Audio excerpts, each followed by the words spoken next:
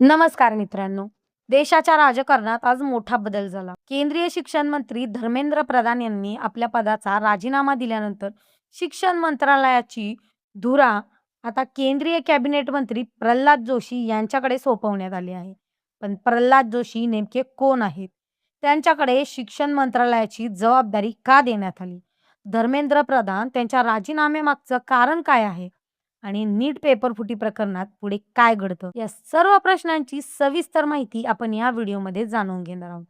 सर्वप्रथम मोठ्या निर्णयांबद्दल बोलायचं झालं तर राष्ट्रपतींनी पंतप्रधान नरेंद्र मोदी यांच्या सल्ल्यानुसार धर्मेंद्र प्रधान यांचा राजीनामा तत्काळ स्वीकारला आहे.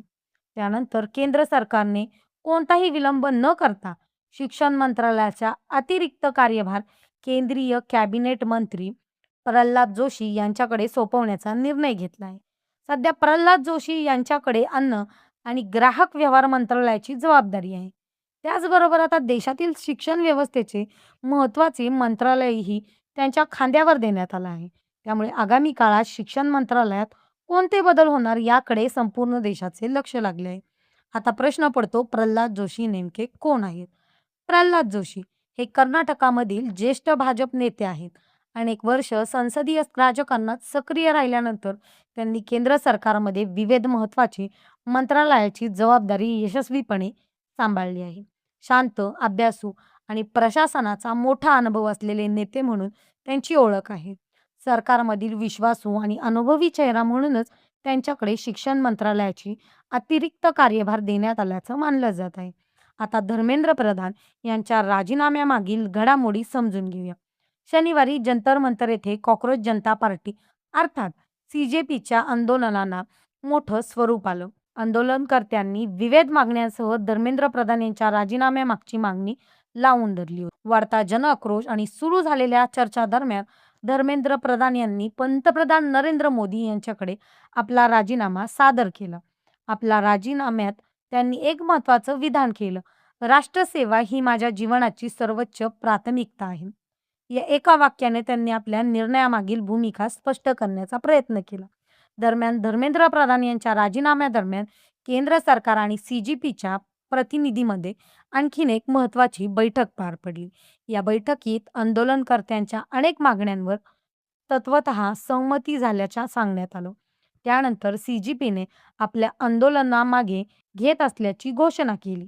यानंतर केंद्रीय मंत्री JP नड्डा आणि जितेंद्र सिंह यांच्या उपस्थितीत पत्रकार परिषद घेण्यात आली. त्यावेळी CJPच्या प्रतिनिधीने सांगितलं की धर्मेंद्र प्रधान यांच्या राजीनाम्याची त्यांची प्रमुख मागणी सरकारने मान्य केली आहे.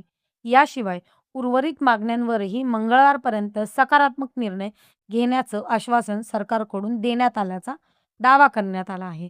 आता या संपूर्ण प्रकरणातील आणखीन एक मोठ्या घडामोडीकडे वळूया. नीट पेपर फुटी प्रकरणात मोठी कारवाई करण्यात आली आहे.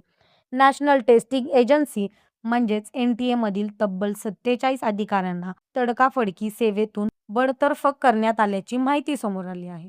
एवढंच नाही तर काही अधिकाऱ्यांवर फौजदारी गुन्हेही दाखल करण्यात आले आहेत.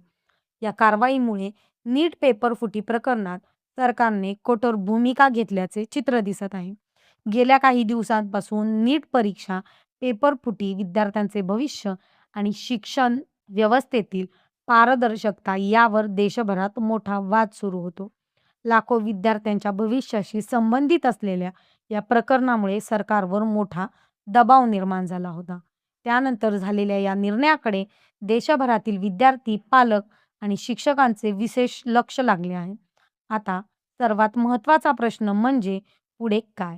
प्रल्हाद जोशी यांच्या नेतृत्वाखाली शिक्षण मंत्रालय कोणते मोठे निर्णय घेणार? नीट परीक्षेचा संपूर्ण यंत्रणा बदलली जाणार का?